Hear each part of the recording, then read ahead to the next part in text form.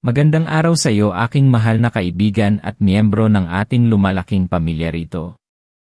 Nakarating ka sa videong ito hindi sa pamamagitan ng pagkakataon, kundi dahil sa isang malakas na paghila ng iyong kaluluwa patungo sa kapayapaan at proteksyon na matagal mo nang hinahanap. May tanong ako sa iyo, naramdaman mo na ba ang kakaibang bigat sa loob ng iyong kwarto, isang hindi maipaliwanag na lamig o isang pakiramdam ng pagkabagabag kahit na dapat itong maging iyong santuwaryo? Alam mo ba kung minsan ang mga maliliit na bagay na nakapaligid sa atin sa ating pinakapribadong espasyo ay maaaring maging mga pintuan para sa mga enerhiya o mga nilalang na hindi natin nakikita na siyang nagiging sanhi ng ating pagkabalisa, pagkapagod o maging ng mga bangungot? Maraming tao ang hindi nakakaalam nito, ngunit may 5 karaniwang bagay sa ating kwarto na hindi lang basta nakakolekta ng alikabok kundi mas malalim pa dyan, nagiging paborito ito ng mga espiritu o mga nilalang na tinatawag nating jinn. At ngayon ipapaliwanag ko sa iyo kung bakit at mas mahalaga pa paano mo babaguhin ang lahat ng ito upang ang iyong kwarto ay maging isang lugar ng kapayapaan, paggaling at banal na proteksyon. Kung handa ka ng palayain ang iyong kwarto mula sa anumang mabigat na enerhiya at punuin ito ng liwanag, manatili ka sa akin hanggang sa dulo dahil ang bawat sandali ng videong ito ay magbibigay sa iyo ng susi sa isang mas malalim na kapayapaan at proteksyon na higit pa sa iyong inaakala. Alam kong marami sa atin ang nag-iisip, paano mangyayari yon? Isang kwarto lang ito. Pero ang ating mga kwarto ay hindi lamang basta 4 na dingding at isang bubong. Ito ang ating personal na kanlungan, ang lugar kung saan tayo nagpapahinga, nagninilay at nagpapagaling. Ito ang espasyo kung saan ang ating kaluluwa ay pinakanakapikit, pinakanahirang at pinakamadaling maimpluwensyahan. At kung ang espasyong iyan ay puno ng mga enerhiya na hindi nakakatulong, paano natin ganap na magagawang mag-regenerate at humarap sa bawat bagong araw ng may buong lakas at positibong pananaw? Nakakatuwa isipin, aking kaibigan, na ang solusyon ay hindi kasing komplikado ng iniisip mo. Kadalasan ang mga sagot ay nasa mga bagay na nasa harapan lang natin, na hinayaan lang nating maging bahagi ng ating nakasanayan. Kaya't simulan na natin ang paglalakbay na ito at ipapakita ko sa iyo ang 5 bagay na ito at kung paano mo gagawing isang santuwaryo ng liwanag ang iyong kwarto. Ang unang bagay na madalas nagiging paborito ng mga enerhiyang hindi ka nais-nais o tinatawag nating jinn ay ang kalat, hindi organisadong kagamitan. Narinig mo na ba ang kasabihang ang labas ay refleksyon ng loob? Kung ang iyong kwarto ay puno ng kalat, mga damit na nakakalat, mga libro na nakatambak, at mga gamit na walang tamang lugar, ito ay hindi lamang nakakasira sa ganda ng iyong espasyo. Mas malalim pa dyan, ang kalat ay lumilikha ng stagnant energy. Isipin mo ang isang ilog na hindi umaagos, nagiging mabaho at nagkakaroon ng mga putik. Ganoon din ang enerhiya sa iyong kwarto. Kapag stagnant, nagiging madaling hanguan ng mga negatibong enerhiya at mga nilalang na sumisipsip ng iyong sigla. Sila ay gusto ng kaguluhan, ng dilim, ng hindi malinaw na hangganan. Ang isang malinis at maayos na espasyo ay may malinaw na daloy ng enerhiya na nagiging mahirap para sa mga negatibong nilalang na manatili. Naaalala ko pa ang kwento ni Aling Nena, isang matandang babae na lumapit sa akin noon. Hindi raw siya makatulog ng maayos, palaging may bangungot at pakiramdam niya ay laging may nakatingin sa kanya. Pagpunta ko sa kanyang kwarto, puno ng lumang papeles, damit at mga gamit na hindi na niya nagagamit. Nang tulungan namin siyang linisin at ayusin ang kanyang kwarto, unti-unting nawala ang kanyang mga bangungot at naramdaman niya ang kapayapaan na matagal nang nawala. Ang kanyang kwarto ay naging magaan at sariwa. Napakalaking pagbabago ang nagawa ng simpleng pag-ayos. Ang pangalawa naman ay ang salanin o sirang bagay. Ito ay isang bagay na madalas nating pinapabayaan. Maaaring ito ay isang basag na salamin, isang sirang orasan, o isang upuang may punit. Marami sa atin ang nag-isip, ayusin ko na lang mamaya, o sige, magagamit pa ito. Pero ang mga sirang bagay ay sumasagisag sa pagkaputol, pagkabigo at kawalan ng pagkakaisa. Sa enerhiya, ang mga ito ay parang mga bukas na sugat sa iyong kwarto.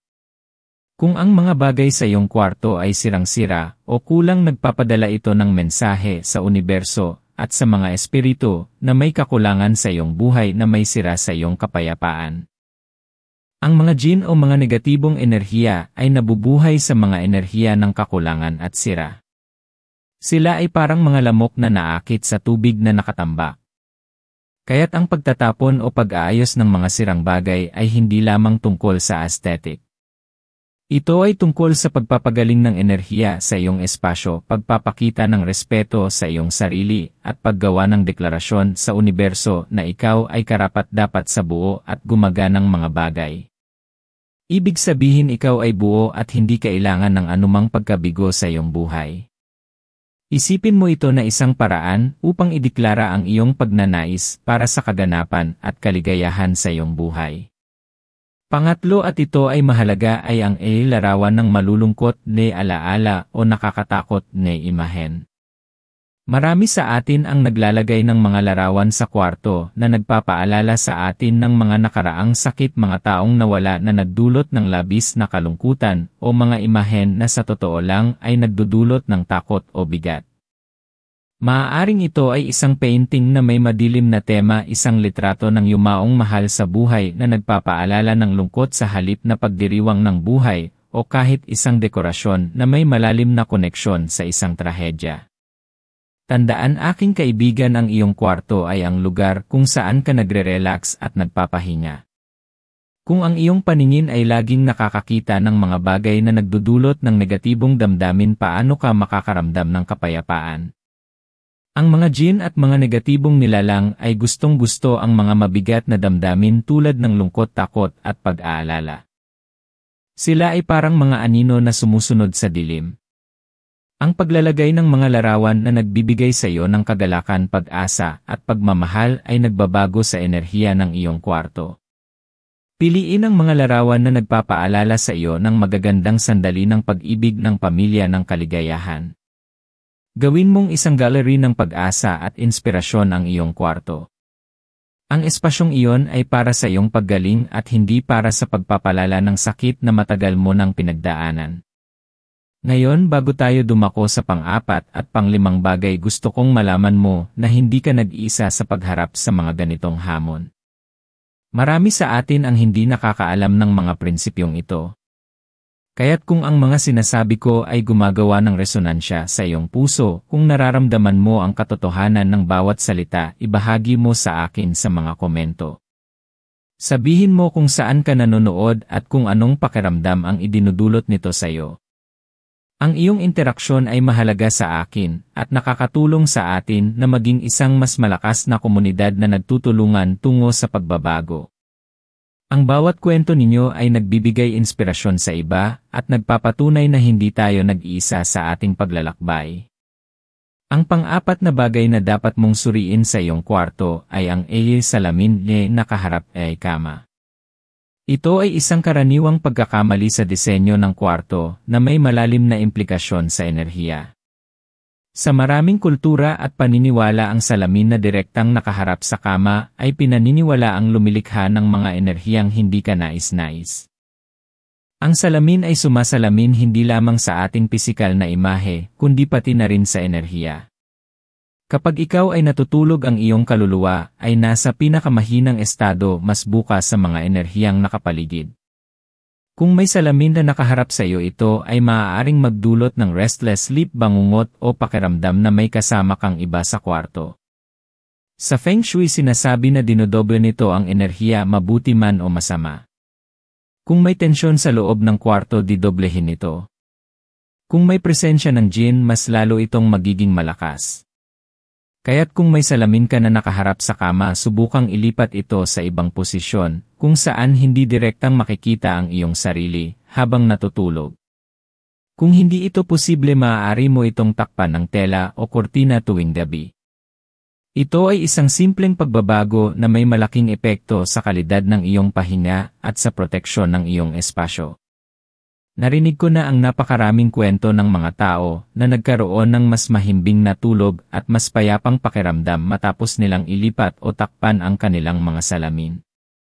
Isang binibini ang nagkwento na matapos niyang tanggalin ang salamin na nakaharap sa kanyang kama, ang kanyang paulit-ulit na bangungot ay tuluyan ng naglaho. Ito ay isang simpleng solusyon, ngunit napakalakas ng epekto na higit pa sa iyong inaakala. At sa wakas, ang ikalimang bagay na dapat mong bigyan ng pansin ay ang bagay malalim kalungkutan o negatibong kasaysayan. Ito ay maaaring mga lumang antigong gamit na may hindi magandang pinagmulan, mga regalong galing sa isang tao na nagdulot sa iyo ng sakit o mga alaala ng isang trahedya na patuloy mong iniingatan sa iyong kwarto. Ang bawat bagay ay may taglay na enerhiya, at ang mga bagay na may koneksyon sa kalungkutan, sakit o negatibong pangyayari ay nagdadala rin ng enerhiyang iyon. Sila ay parang mga angkla na humahawak sa iyo sa nakaraan at humaharang sa pagpasok ng bagong liwanag at kapayapaan sa iyong buhay. Ang mga jinn at mga mabibigat na espiritu ay naakit sa ganitong uri ng enerhiya sa pakiramdam ng bigat ng nakaraan ng hindi pa nalalabas na emosyon. Sila ay parang magnanakaw na sumusulpot sa madilim na sulok. Ang paglilinis ng iyong kwarto mula sa mga ganitong bagay ay hindi nangangahulugang pagtalikod sa iyong nakaraan, kundi pagpili na lumakad patungo sa isang mas maliwanag na kinabukasan. Ito ay pagtanggap na mayroon kang kapangyarihang pumili kung anong enerhiya ang nangingibabaw sa iyong personal na espasyo. Kung mayroon kang mga ganitong bagay na hindi mo kayang itapon, isaalang-alang ang paglilinis dito sa espiritual na paraan, maaaring sa pamamagitan ng panalangin, pagpapausok ng insenso, o pag-iwan nito sa labas ng kwarto na nababalutan ng sikat ng araw, at simoy ng hangin upang malinis ang enerhiya nito. Ngunit ang pinakamabisang paraan ay ang pagpili na palayain ang iyong sarili mula sa bigat na dulot ng mga ito, at yakapin ang bagong simula na naghihintay para sa iyo. Ngayong nalaman mo na ang 5 bagay na ito, ang tanong ay anong gagawin mo? Ang kaalaman ay kapangyarihan, ngunit ang aksyon ang tunay na magdadala ng pagbabago. Nais kong bigyan ka ng isang hamon, isang pagkakataon upang muling bawiin ang iyong kwarto at gawin itong isang lugar ng kapayapaan, paggaling at banal na proteksyon. Hindi ito tungkol sa pagiging perpekto, kundi sa paggawa ng isang intensyonal na hakbang tungo sa paglikha ng isang espasyo na nagpapalakas sa iyo, hindi nagpapahina. Simulan mo sa isa sa mga bagay na ito na pinakamadali mong ayusin. Malaking impact na yon. Ang bawat maliit na hakbang ay isang malaking pagtalon tungo sa isang mas payapa at mas protektadong buhay. Ang bawat desisyon na gawing mas maliwanag ang iyong kwarto ay isang deklarasyon ng pagmamahal sa sarili at pagtitiwala sa mas mataas na kapangyarihan. Tandaan mo, aking kaibigan, ikaw ay nilikha para sa isang layunin, at ang layuning iyan ay nangangailangan ng isang malinaw at malakas na espiritu. Hindi mo kayang abutin ang iyong pinakamataas na potensyal kung ang iyong pinakapribadong espasyo ay puno ng mabibigat na enerhiya. Ang iyong kwarto ay dapat maging refleksyon ng pag-asa, ng pag-ibig at ng proteksyon na nararapat sa iyo. Ikaw ay hindi nag-iisa sa paglalakbay na ito. Mayroon kang gabay mula sa itaas, isang hindi nakikitang kalasag na laging handang protektahan ka. Kailangan mo lamang buksan ang iyong puso at ang iyong tahanan para sa presensya niya. Ang iyong kwarto ay magiging isang muog laban sa anumang negatibong puwersa kung pahihintulutan mo ang Diyos na manahan dito at magpuno ng kanyang kapayapaan sa bawat sulok. Ngayon oras na para sa isang sandali ng panalangin, isang sandali upang buksan ang ating mga puso at anyayahan ang banal na presensya na maglinis at magprotekta sa ating mga kwarto at sa ating buhay. Isara mo ang iyong mga mata kung nais mo at damhin ang kapangyarihan ng mga salitang ito. Mahal na Ama sa langit, lumikha ng lahat ng nakikita at hindi nakikita, kami po ay lumalapit sa iyo ngayong araw na ito nang may buong pagpapakumbaba at pagtitiwala. Nagpapasalamat po kami sa pag-ibig mo, sa iyong walang hanggang paggabay at sa iyong presensya na laging sumasama sa amin. Patawarin po ninyo kami sa anumang pagkakataon na aming pinayagan ang kadiliman o negatibong enerhiya na manahan sa aming mga personal na espasyo, lalo na sa aming mga kwarto. Nais po naming lumaya mula sa anumang bigat, takot o impluensya ng mga espiritong hindi mula sa iyo. Hinihiling po namin ngayon Ama na gamitin mo kami bilang mga instrumento ng iyong liwanag. Linisin po ninyo ang bawat sulok ng aming mga kwarto, ang bawat bagay na naroon mula sa anumang stagnant na enerhiya, mula sa anumang bakas ng kalungkutan, pagkabigo o takot. Palayain po ninyo ang aming mga espasyo mula sa presensya ng anumang jin o masasamang espiritu na maaaring nananahan doon. Sa iyong makapangyarihang pangalan, hinihiling po namin na ang iyong banal na liwanag ang magpuno sa bawat espasyo, sa bawat sulok at sa bawat sandali sa aming mga kwarto. Gawin po ninyo itong isang santuwaryo ng kapayapaan, paggaling at kaligayahan. Protektahan po ninyo kami habang kami ay nagpapahinga mula sa anumang bangungot, mula sa anumang paggambala. Bigyan po ninyo kami ng malalim at payapang tulog upang kami ay magising kinabukasan na may buong lakas, sariwang pag-asa at puspos ng iyong banal na layunin. Idinideklara po namin ngayong araw na ang aming mga kwarto ay pag-aari mo pinupuno ng iyong pag-ibig at liwanag. Kami po ay umaasa sa iyong pangako na laging nasa aming tabi, na laging nagbibigay proteksyon at gabay. Tulungan po ninyo kami na maging mas matulungin sa aming mga espasyo, na piliing ang liwanag kaysa sa dilim, ang pag-asa kaysa sa takot. Naway ang aming mga tahanan, lalo na ang aming mga kwarto, ay maging isang patotoo ng iyong kapangyarihan at iyong kabutihan. Lahat po ng ito ay aming hinihiling sa matamis at makapangyarihang pangalan ng iyong anak si Jesus. Amen.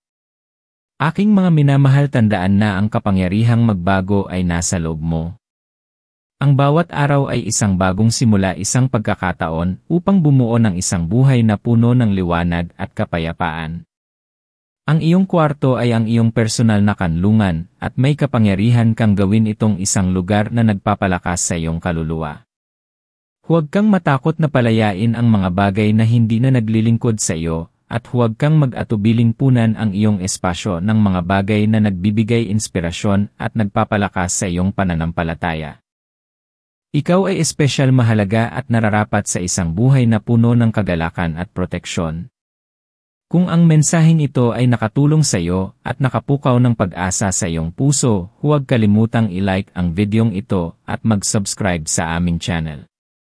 Siguraduhin ding i-click mo ang notification bell para lagi kang updated sa mga bagong video na makakatulong sa iyong paglalakbay tungo sa isang masaganang buhay.